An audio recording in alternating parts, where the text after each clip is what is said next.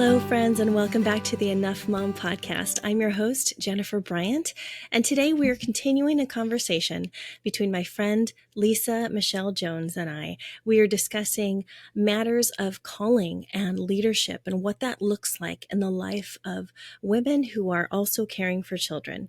Yes, mothers, we're going more in depth about how to connect with or reconnect with your leadership style, your natural styles, how to find your natural leadership style and how to apply that in your home as a mom and in the wider world that you influence.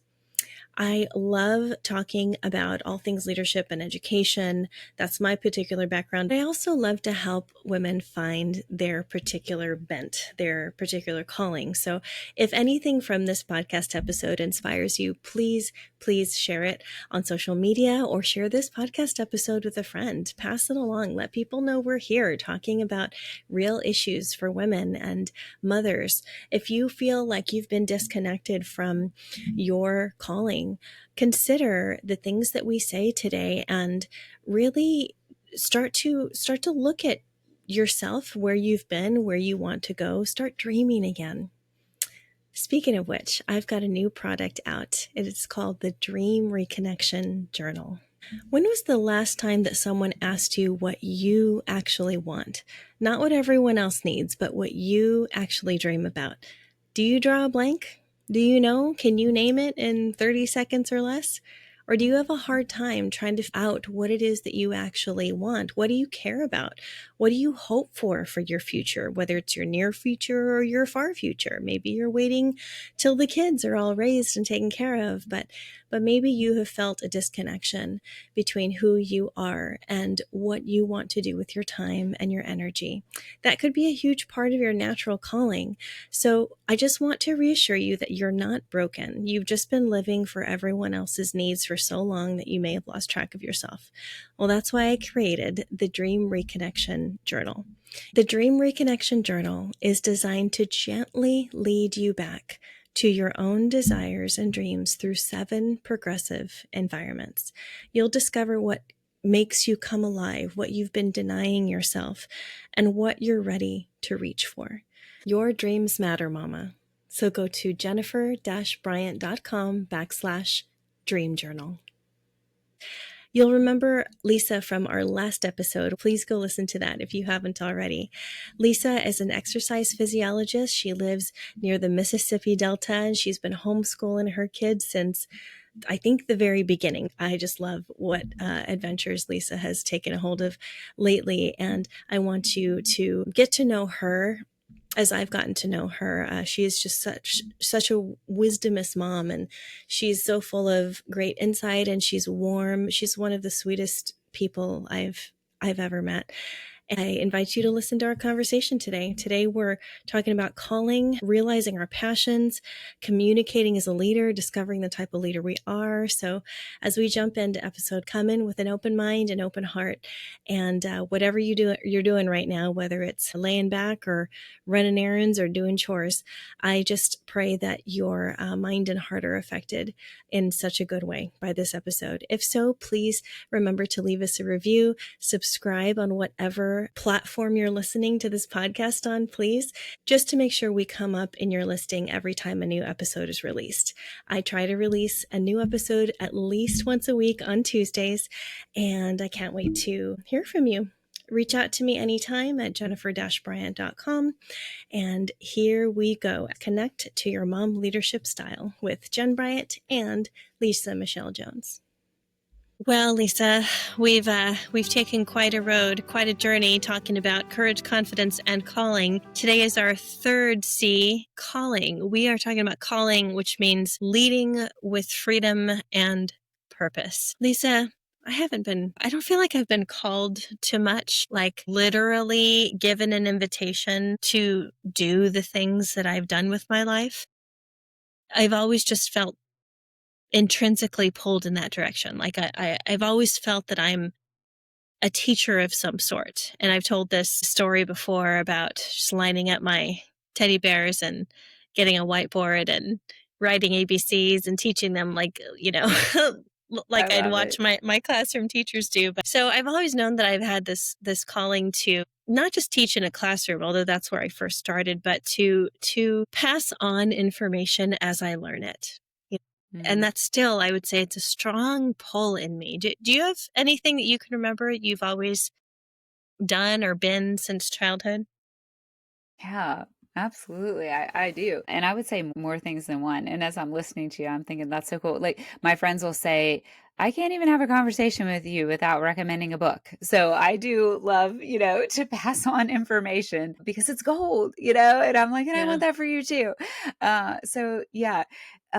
Also, it's interesting because my field, if you will, and my niche, my passion, a lot of it revolves around health and exercise, and I have been playing sports or been active ever since I can remember. I mean, since I was a little girl, and I grew up playing sports, and I grew up the tomboy type that was playing with all the boys in the neighborhood. I always wanted to be outside. I always wanted to be active, but I was also a huge reader. So that's kind of an interesting conflict of, or seemingly a conflict, but I would like walk around with a book, everywhere I went. So I was even active in the reading, which is kind of funny. Also like center stage microphone. I'm a speaker, but I always wanted to do those kind of things. And so, yeah, I mean, I'm a firm believer that we can usually look back at our childhood and because this word calling, if I can just kind of, take this out a little ways, I feel like it's such an elusive word, right? It's such a big umbrella word. It's like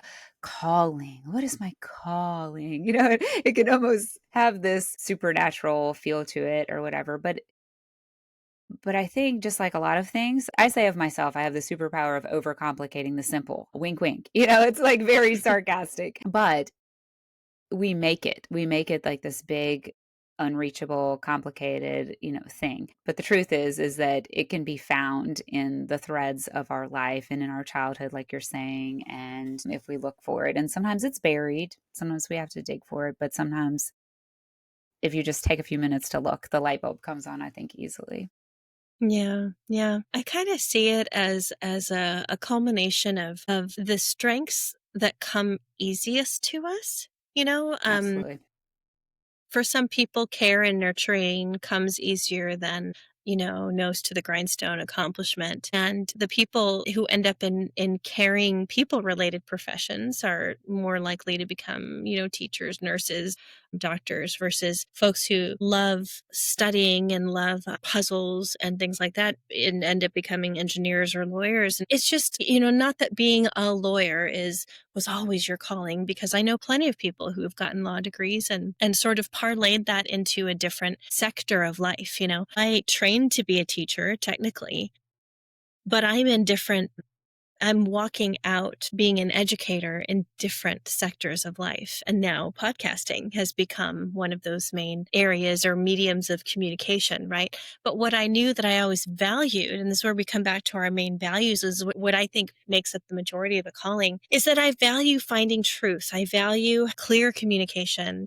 I value things that are the opposite of confusion, because I think I grew up as a kid who was not always told the real meaning of things, or let in on the secrets, or explained the rules to well enough so that I could feel successful. So sometimes, our calling is born out of successes. Sometimes it's born out of insecurities, or sometimes it's born out of adversity or problems to solve that weren't available to us growing up.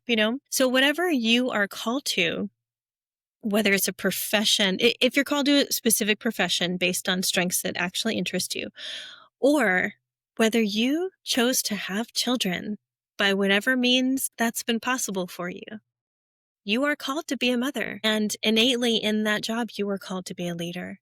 And so Michelle and I, who have such passion for leadership and leadership styles and recognizing how to lead well versus ways to lead that aren't helpful, we're going to talk about that in today's episode of Calling. So clarity versus confusion. Lisa, what do you think about this whole like cultural pressure versus God's gentle leading when it comes to calling? What is your take on clarity versus confusion? How cultural pressures how culture pressures versus God's gentle leading in the area of calling. Yeah, so there's no shortage of cultural pressures around us, are there, Jen? And all we have to do,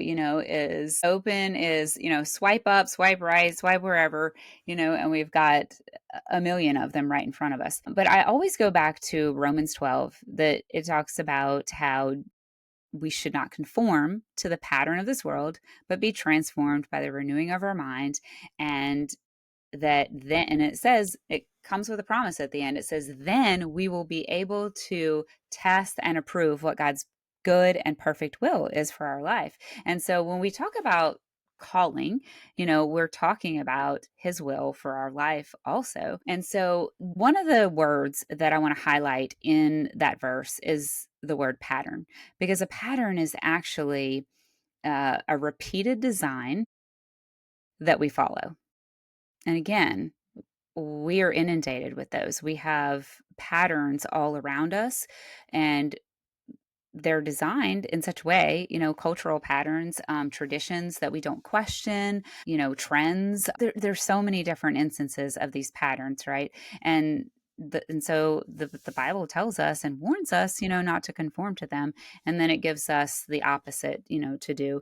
And so when this idea, you were asking me about clarity versus confusion, I think one is going to bring clarity and one is going to bring confusion.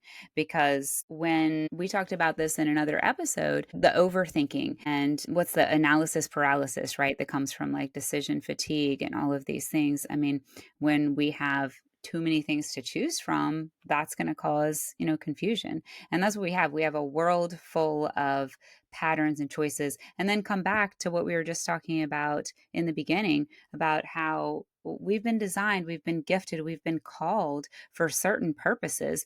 You've probably seen like the Venn diagram where you can, I know I'm holding up like circles with my hands as if the people can see. Well, yeah, we're I doing see it. video too, but yeah, I love it.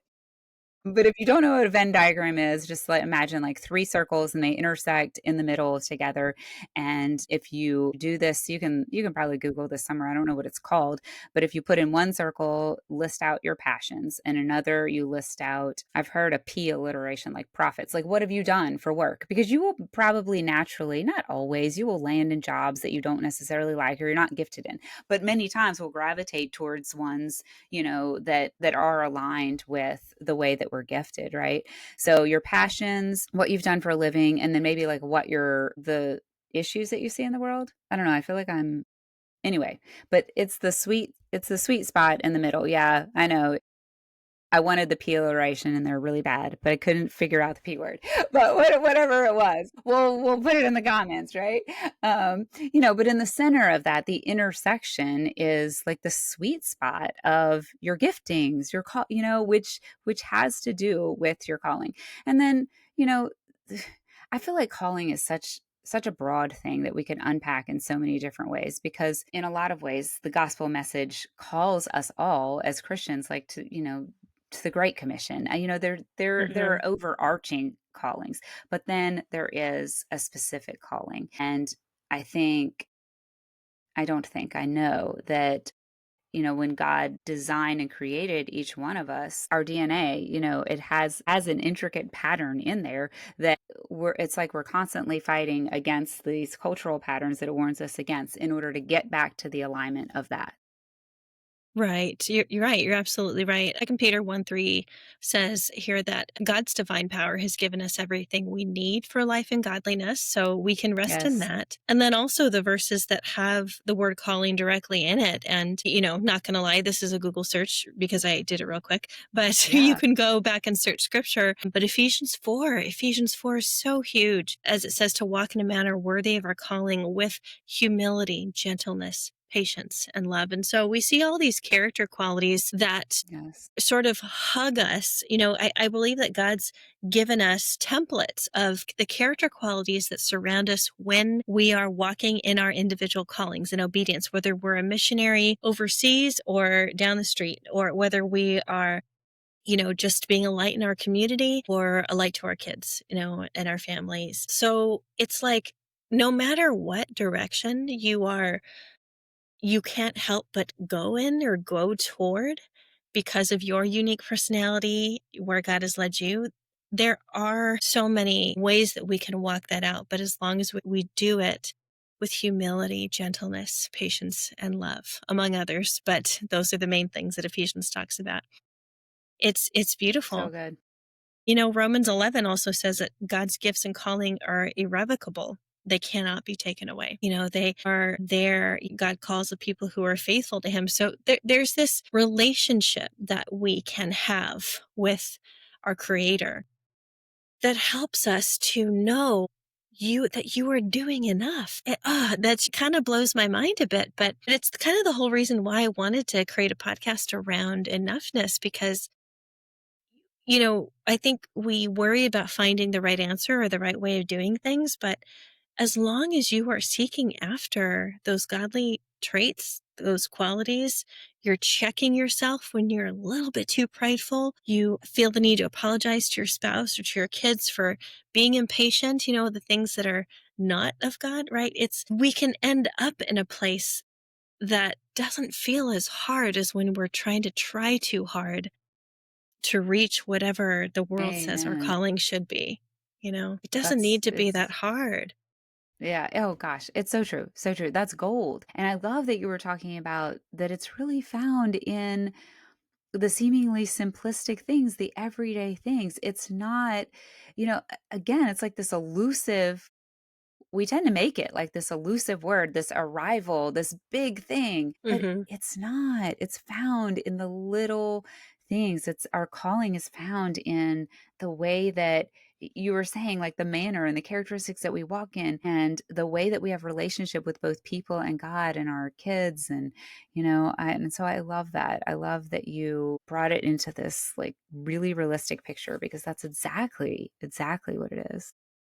Yeah, it's something that gets I have a couple more P words. Yeah. Perpetuated, Yay. right? It's something that's perpetuated, and Mm. something also that is propagated, right? I'm thinking of, we help to propagate plants to, take little endlings or whatever and put them in soil and help Mhm. them to grow into a larger plant.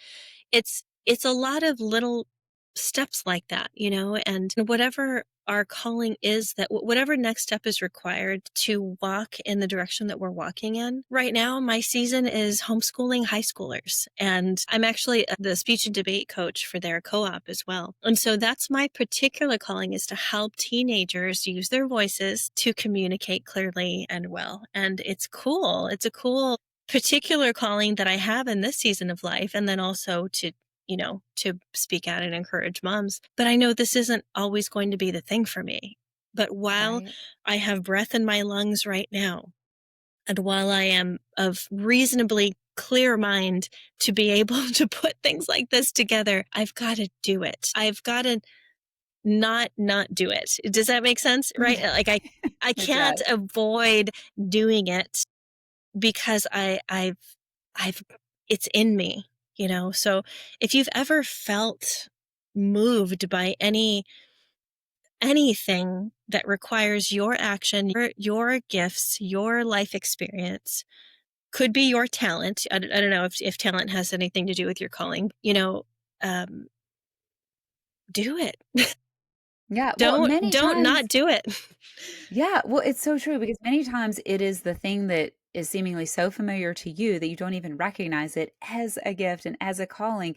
And so, and I'm hearing that in your story. And what I was thinking about, what was the P word that you used with the okay, you're gonna have to explain this to Miss Black Thumb over here. I don't know about the the P that propagates something with the plants.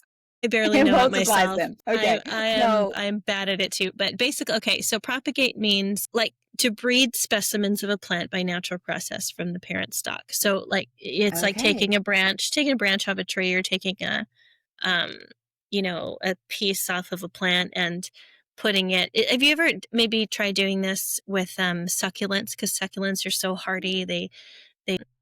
They're such a resilient plant, but you can just take a piece off and put it in another little pot to grow a whole nother Yes. succulent, right? So it's that. And then propagate can also mean to spread and promote an idea or a theory widely.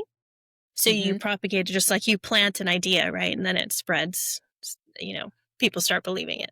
like we're doing here. Yeah, exactly what I was thinking. So I got the concept. So I can kill a cactus. So when you were like, yeah, I don't really know. I just know the concept you were talking about Yeah. because Yeah. I understood what it meant. But what I was thinking whenever you were saying it, it's like, so while you're going about your natural familiar business of this calling that is just like you were saying, it's just like I was like envisioning a volcano, like it's just inside of you, it has to come out, like you were saying, right? But while you're here at this seemingly simple, familiar, random place, homeschooling, a homeschooling community, I imagine, and you're helping them with debate and all of this stuff, well, God is like making all of these seemingly random connections. And you are the P word, you're propagating into people's lives. You are planting all these little seeds, which is then going to be, planted in another, planted in another. So I might not be able to do this with plants, but I'm seeing it with people. Do you know what I'm saying? Yes. And Yes. so So good. it's this beautiful ripple effect. And when we walk in our calling instead of coveting, or I don't know why I use that word, but of comparing other people's, that's what happens, is this beautiful ripple effect that just brings so much fruit into our life and other people's lives. I hate to use I dislike the Christianese language that people, fruit, we say in the Christian world. What do you mean Yeah. fruit? Like we're not farmers. Fruiting Talk to us. happens, And right? But the Bible talks yeah. about this concept of fruit being like love, joy, and peace and patience, and but Hmm. we see that cultivated in our own lives and in other people's lives, because whenever we're walking in our actual calling and our actual uniqueness, that's what happens, just this natural process through connection that we could never make them. You know what I'm saying? It's like the God of the universe. It blows my mind, all the gazillion little connections that he makes whenever if you really just step back and look at a situation, you know? Right, right, exactly. And it's sometimes, most of the time, it's things that we don't do, where we plant and the rest is up to the Lord, right? The input, we're responsible for the input, not the outcome. The outcome Yeah. Oh, that's good. is dependent on the natural processes, right? So our calling in the same way, and we're going to talk about leadership in just a few minutes. The natural process of walking in our calling actually makes us stronger and stronger and more resilient the further we go on it. And sometimes there will, of course, there'll be setbacks. Sometimes there will be the need to completely, rethink something, right? Some of us, started in careers that we decided, wow, we're not going to go on this journey anymore. Or we were volunteers for organizations that maybe we don't believe in anymore. Our priorities can change, but it doesn't mean that what we once put ourselves into is all for nothing. It's all built on For itself. So our sure. education is never wasted. I did a podcast episode for Practical Family years ago about that in our Strong Enough series, that our education is not wasted, especially for homeschool moms who are not doing their career right now. Kind of, though, you are. Kind of, you are.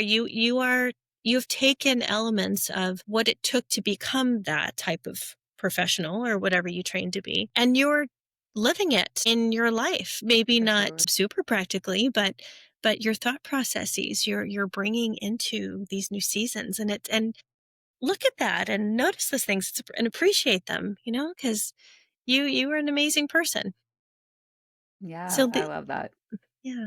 Yeah. So your leadership styles, let's talk about leadership styles and self-leadership. There are a few different types of leadership that I've personally noticed. That these don't necessarily come from a book or anything, although I think they may have been mentioned in different leadership books. But let's talk about these. Lisa, can you start us out with a couple, and then I can maybe explain what I mean by that, or you can comment on them too. Yeah, for sure. So the first one is the dysfunctional leadership, which is usually driven by fear and control, and the end result will be burnout. I always think of like the micromanager, which we talked about in the first episode, the need to make the very small decisions that add up over time, of trusting over trying to control everything.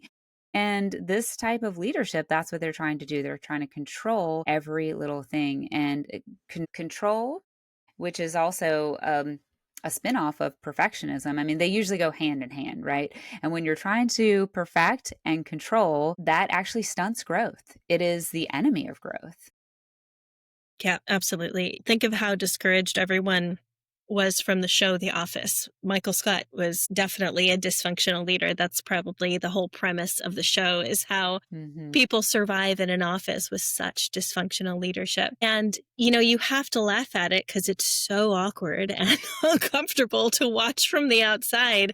But when you are functioning as that dysfunctional leader, which honestly, I have been at times. I have been in Sure. positions where I just played my authority trump card, especially with my kids. I mean, this is the Enough Mom Absolutely. podcast. Let's talk about, Hmm. dysfunctional leadership as a Yeah, I could parent. raise my hand or both.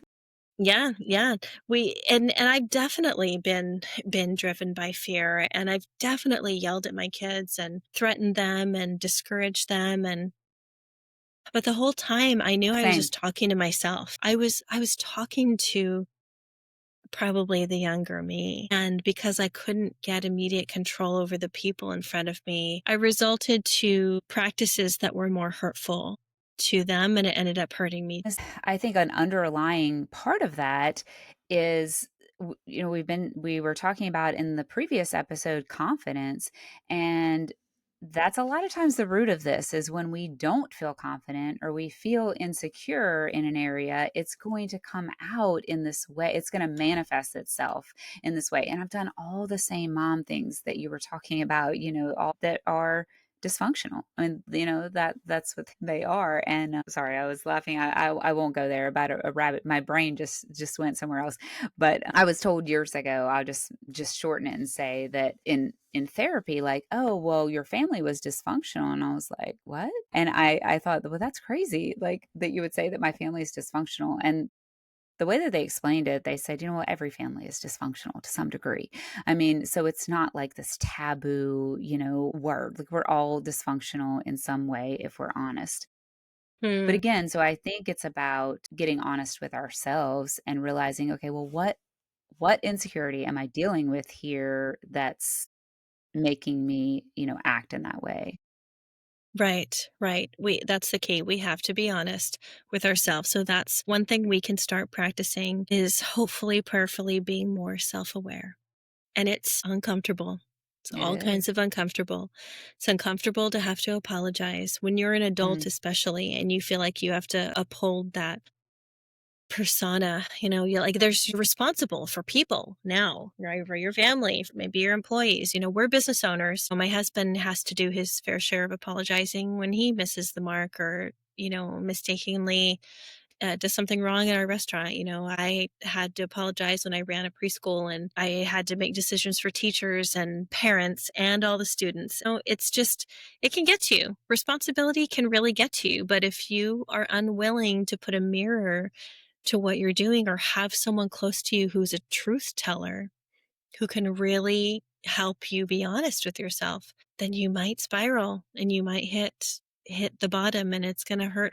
It's going to hurt worse than if you don't do more regular self-reflection. And I'm saying that from absolute yeah. experience. Yeah. Same. Yeah. And it takes a lot Mhm. of courage, like you're saying it does. Mhm. Girl, I would be a rich woman if I had $1 for every time I had to apologize to my children. So lots of times, But it cultivates humility and it really and it helps give them an example. And we're talking about leadership and leadership, we've talked about this a little bit, servant leadership, leading by example, leading by modeling, all of those things as moms, we can do. So I just love so much that you're speaking into moms' lives about leadership and about the different types of leadership, because it is important for us to see ourselves like that and to know that we're leading little children into the next, no matter who, we're both moms of teens, and I'm still saying, but we're leading them into this next generation, next season of their life. And it will cause a ripple effect because they will then do, what they see from us. Hey there, friend. Can I take just a moment to share something from my heart? If you've been listening to Enough Mom and finding encouragement here, if these conversations have been speaking to you in some way, I'd be so grateful if you hit that subscribe button. You can find us on Apple Podcasts, on Spotify, YouTube, and pretty much anywhere you listen to podcasts. And here's the thing, when you share an episode with a friend who might need to hear it, you're extending that encouragement even further. You're saying you're not alone to another mom who might be struggling. And that means the world. Now, I want to be really honest with you about what it takes to keep this show going. Running a podcast, even a listener supported one like this, takes time, energy, and resources. There's equipment, there's editing, there's software, hosting fees, and countless hours of preparation to make sure that what you're hearing is worth your precious time. If Enough Mom has blessed you, if that's reminded you that you are enough, would you consider supporting this show? Even the cost of a coffee on Ko-Fi helps keep these conversations going. You can find the link in the show notes. And you know what? Whether you can give or not, I'm so grateful that you're here. Thank you for showing up, for listening, and for being part of this community of Enough Moms. Now, let's get back to our conversation. So the next version of or style of leadership is, first we talked about dysfunctional leadership, which is driven by fear and control. And the next is discouraged leadership, which at its core, it's about perfectionism that leads to hesitation and self-doubt. This is, I think, based on a fear of what other people will think or other people's response, as opposed to needing to control other people. Discouraged leadership tends not to make the important decisions that need to be made. And often this comes out in parents being too passive, not wanting to lay down the law or confront something difficult or confront a character quality, a negative character quality in their children that could have long-term negative effects. They're basically tired, don't want to get into it. You know, they just want to leave well enough alone. They just want to survive because there's so many other things pulling them. And if you can relate to this right now, so can I. So can I, because I have absolutely been a discouraged leader before, especially when stronger voices have come back against me and intimidated me. I'm mostly thinking of workplace situations, but Sure. things like Well, that. Yeah. I can offer an encouraging quote there that's been a driving force in my life. And it says, if you take the easy way out, your life will actually get harder. But if you take the hard way out, your life will get easier. And I said it so much that then my youngest child, he used to say it back to me when I was like clearly wanting to take the easy way out in something. And he would say, well, Mom, if you take the hard way out, your life will get easier.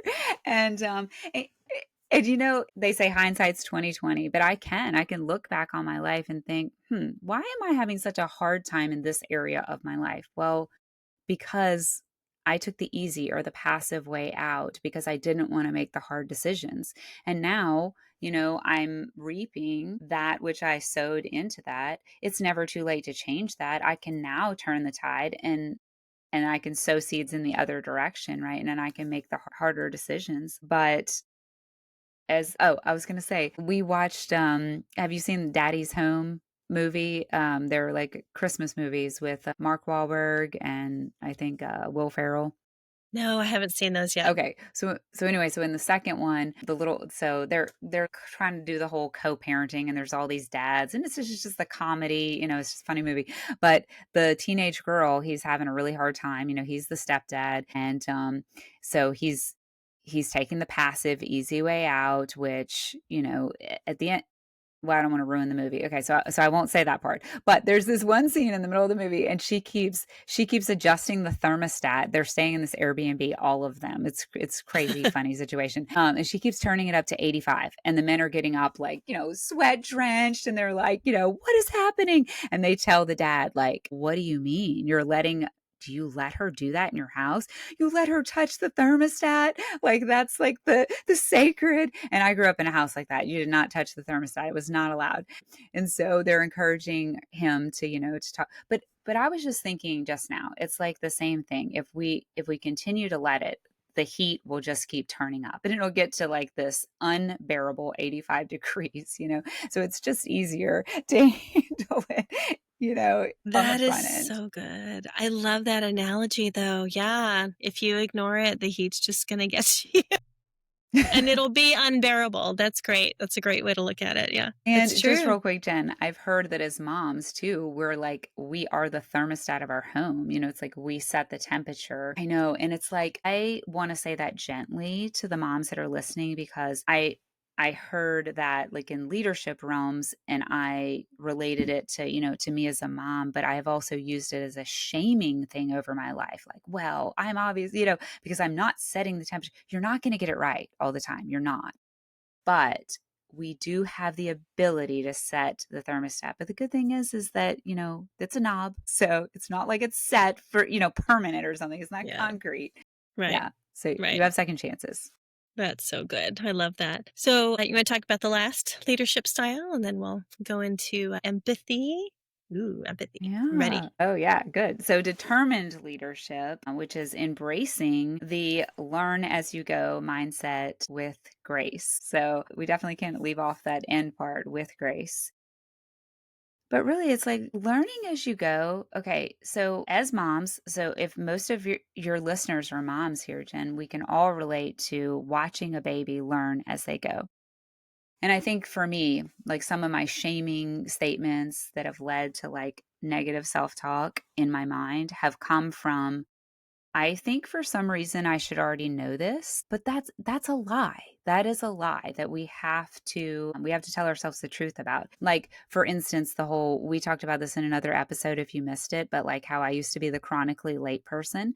And I was like, I'm like the kid that, never learned that thing in school. Like I missed that class or something because like my mom brought me everywhere late. But again, so I would shame myself like for not knowing this, but I had to actually learn it, even though some people might be listening and think that sounds absolutely ridiculous. What do you mean you didn't know how to be somewhere on time? Well, and people would say to me, well, just leave a few minutes earlier.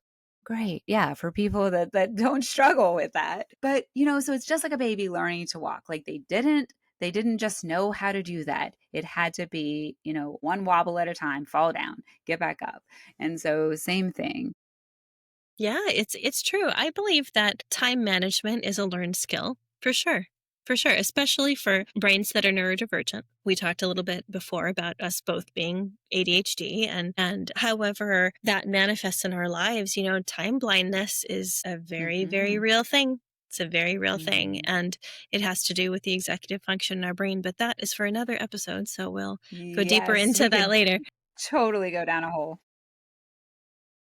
Leadership, just remember that the styles of leadership we talked about, dysfunctional leadership driven by fear, discouraged leadership driven by perfectionism and basically being discouraged, and then determined leadership, like you're determined to keep going, even though it's going like it's going to be hard, it's going to have bumps, but that you're going to be determined to do what you need to do to get to the next step. And that's what we try to teach our kids too. When they get through a sport, they get through choir practice, through whatever they have to go for, they have to be determined enough to keep going. And so we want to just kind of wrap up this idea here with leadership starts with influencing yourself. How are you leading your thought life, your habits? We've been talking about the courage to be confident in your calling. Like they're all kind of steps to take, ropes to climb. It's a process. It's a process to practice. We can.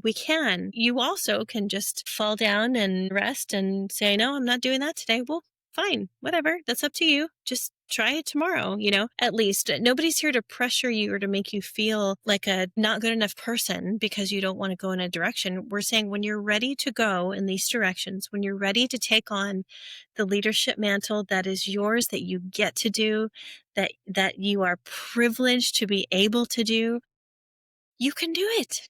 And it'll Yeah, be that's great. good. It'll be great. No worries. So, our third point here, leading with empathy and intentionality. What in the world does empathy have to do with leadership and walking in your calling? Yeah, gosh, I think it has a lot to do with it. Empathy, of course, is relating to other people by, you are, what's the exact definition of empathy? I don't know. I'm not a dictionary. But it's like one I'm of those on it, things. Lisa. I'm on I it. know I'm what it on it. means, but can I explain it?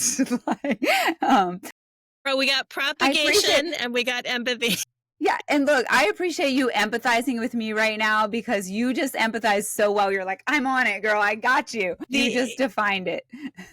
and I can empathize with even you losing your train of thought, and you've done it with me over Mhm. this podcast series, because I've been there, right? I'm not over here like, come on, Lisa, get it together.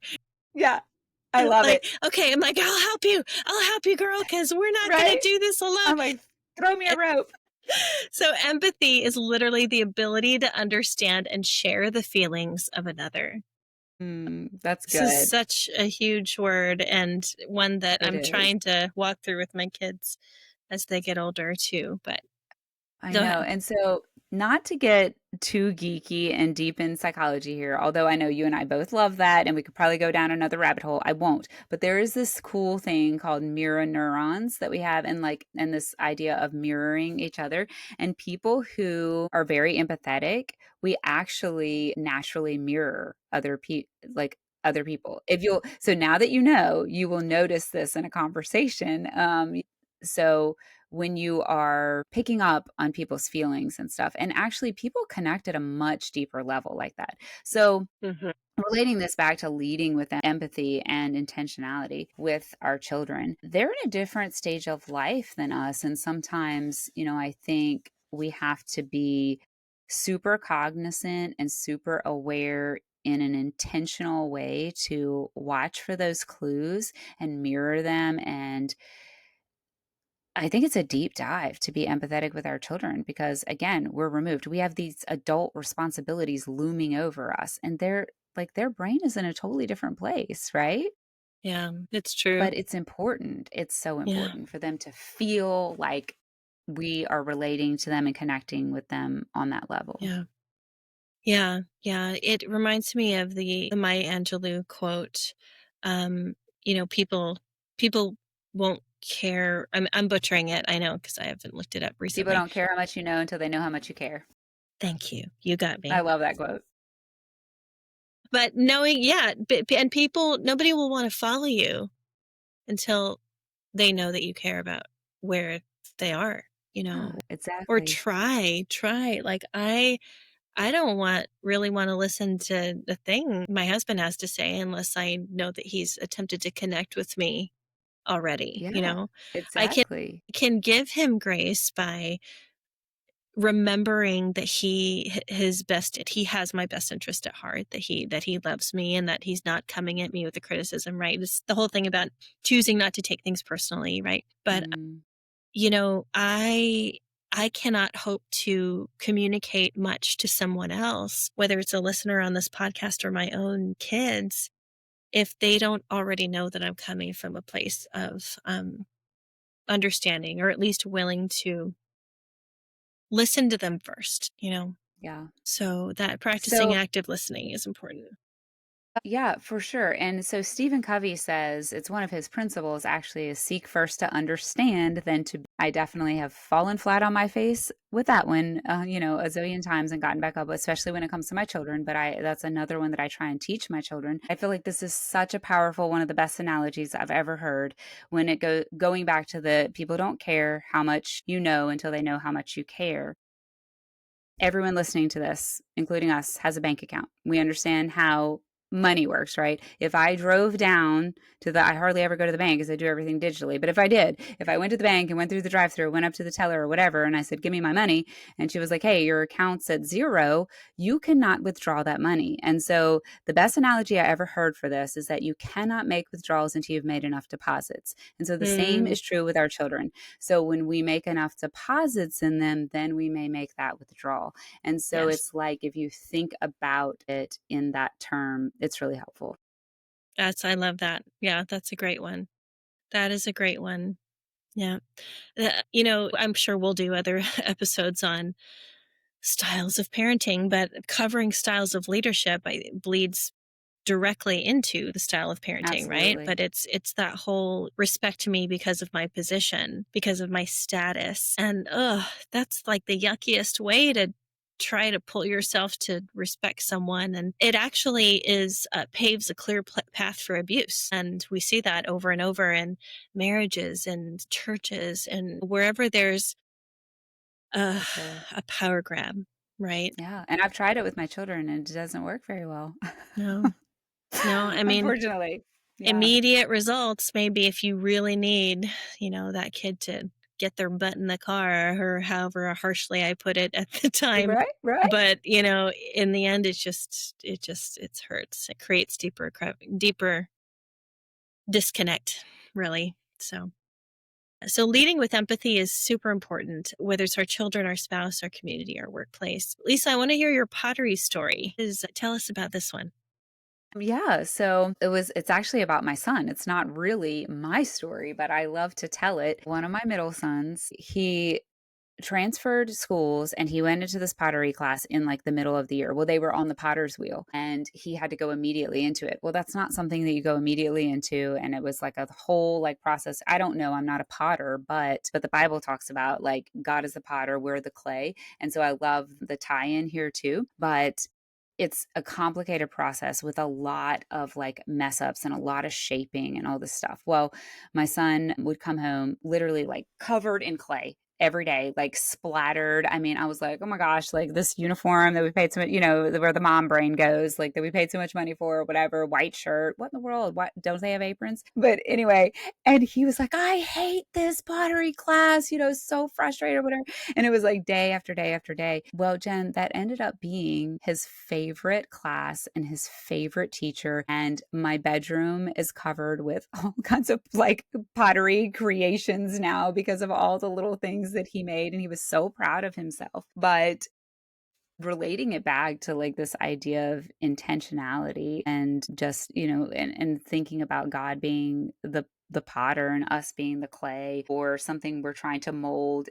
We're talking about leadership in our children, so we're trying to mold them as best we can, not in a forceful way, and again, Mm-hmm. not perfectly, but through just the like the right. It takes this finesse. It takes this clay, flying off the wheel. We're going to be splattered, with all these different things. And, but in the end, we're making like this beautiful creation, but this is just going to be bumps along the way. It's going to be messy. That's okay. It's going to be messy. My sister, if you're listening to this, it's okay to do it messy.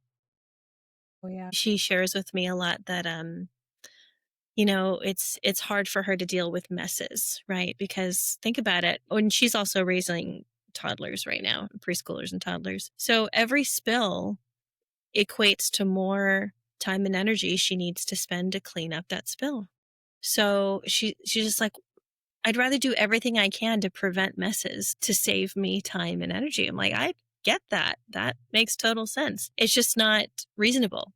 It's not Mm, practical to expect it. And we learn in the messes. And I, as an educator too, I try to tell moms all the time that with young kids, you have to not only expect messes, but almost encourage messes or allow messes to happen, I agree. because young kids thrive when they're able to kind of like experiment with things, Mm, clay, Play-Doh, sand, give them opportunities to to get clay all over them. I'm sure that's how your son learned to be better and better and better at pottery because of yeah. all the messes. Yeah. Exactly. And something just clicked for me whenever you were saying that because I relate to your sister so much. I would be like, oh my gosh, like some days all I do is clean up messes. Or even now, I just felt this like this little revelation whenever you were talking because I listen to a lot of leadership and a lot of business stuff. We're both business owners. And so, just in like growing myself and growing my businesses and my family, like it all the leadership stuff I read and all the business stuff I read um, can relate back to my family and the way that I, am leading and raising my children. And this guy was saying, the best leaders, what they do is they solve more problems. That's what they do. And so that's what we're doing in those messes. I was just like, this just clicked for me. I was like, oh, we're learning how to solve problems and how to like be okay with the messy, because if you're breathing and you're working with any people, it's going to be messy and it's going to be problematic, and so yeah, it's just part of it. But I feel like we could dive into that a lot more, but another Yeah. time. We'll get there on this podcast. There's a never-ending amount of I'm telling problems we you. can help moms solve here.